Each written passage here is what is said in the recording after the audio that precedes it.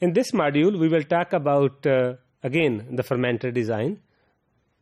But in this module, we will talk about the construction material.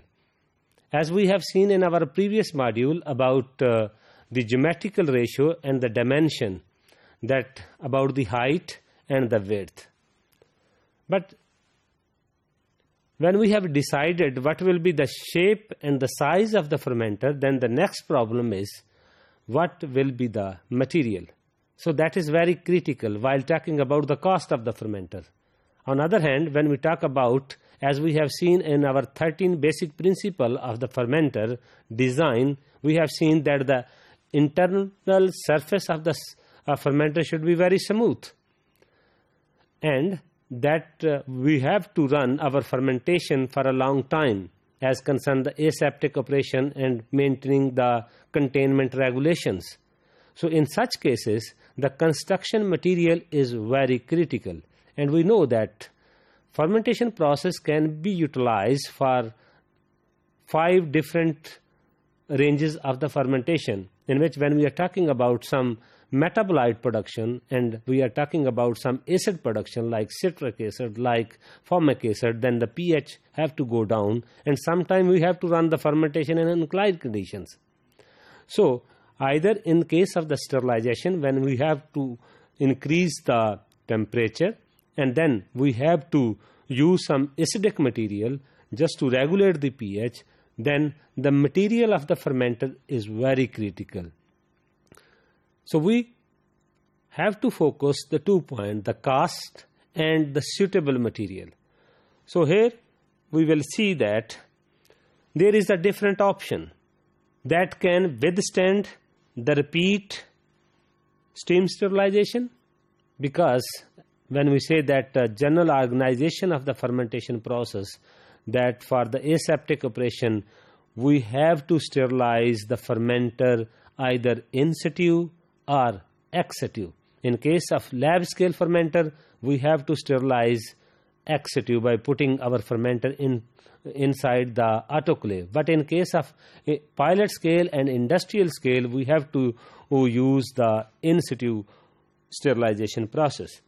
So when there will be a heat and we have to be kept in under pressure, and we know that in autoclaving process, either sterilization process, the temperature normally has to raise at 121 degrees Celsius, and the pressure at that point, that is mostly at 15 pound pressure per inch. So there is 2 major options. One is glass and other is stainless steel. So glass is useful because it gives, we know that glass is having a very smooth surface and it is non-toxic, corrosion proof, and it usually easy to examine from the outside. So these are the positive point in glass fermenter. But there is limitation. But we can utilize the glass material only at the lab scale or to some extent with the pilot scale. So when we are talking about the glass vessel, that can be have a round or a flat bottom, and the top that flanged with the carrying plate, because we cannot keep the top plate because there should be different gadgets we have to attach with the top plate. But there is an option. If we want to use the fermenter with the glass material, we can keep the bottom as a round glass. Either we can use a bottom as a stainless and other options. So there is a limitation, because when we want to use the glass for the vessel, then if we have extrude sterilization, and then we can only have the vessel width up to 60 centimeter.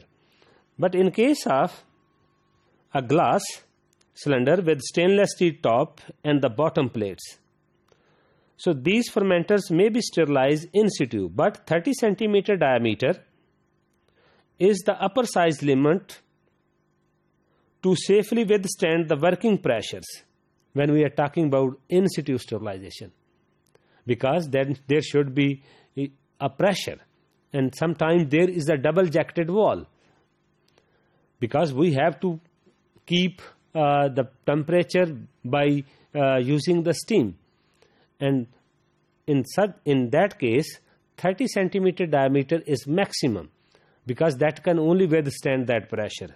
So that is the limitation when we have to use the glass as a construction material of the vessels. But in later module we will see that what will be the other options.